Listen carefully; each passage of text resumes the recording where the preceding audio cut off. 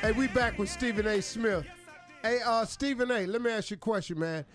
Are the Denver Nuggets out there making some noise? Do they have a chance?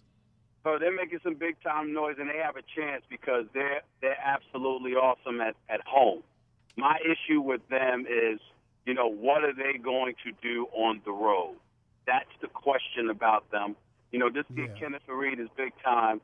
Andre Miller is the stabilizing force. Ty Lawson is one of the best young point guards in the game.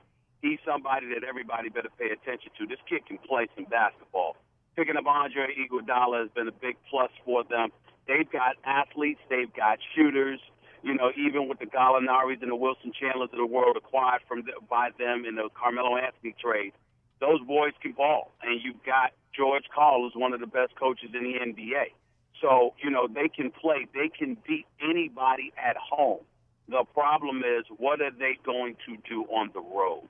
And when you talk about what they're going to do on the road, I just believe that the San Antonio Spurs have an edge. When you look at the Clippers, I agree with you. Chris Paul is the best point guard in the game. He's a floor general.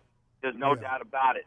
The problem is that the athletes that they have, DeAndre Jordan, Blake Griffin, all of a sudden their potency is cut in half in the fourth quarter because even though DeAndre Jordan is a stud athlete and has improved tremendously, the problem is he couldn't hit Broadway if it was empty and he was standing on the corner from the free throw line.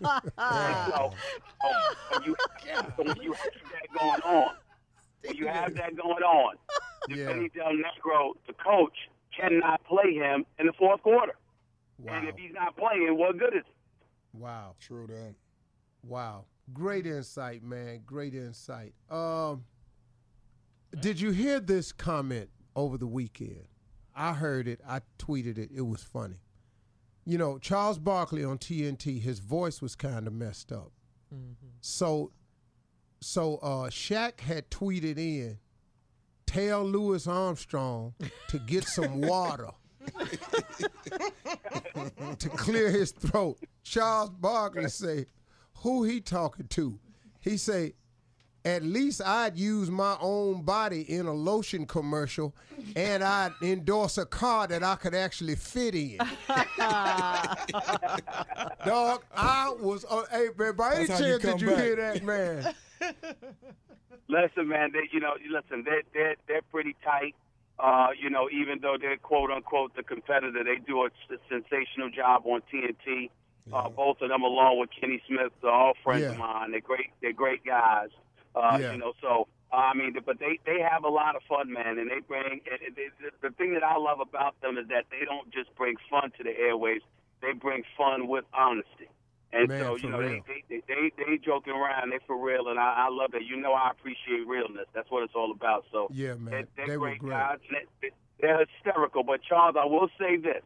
I am getting a little bit concerned about Charles Barkley with the scale.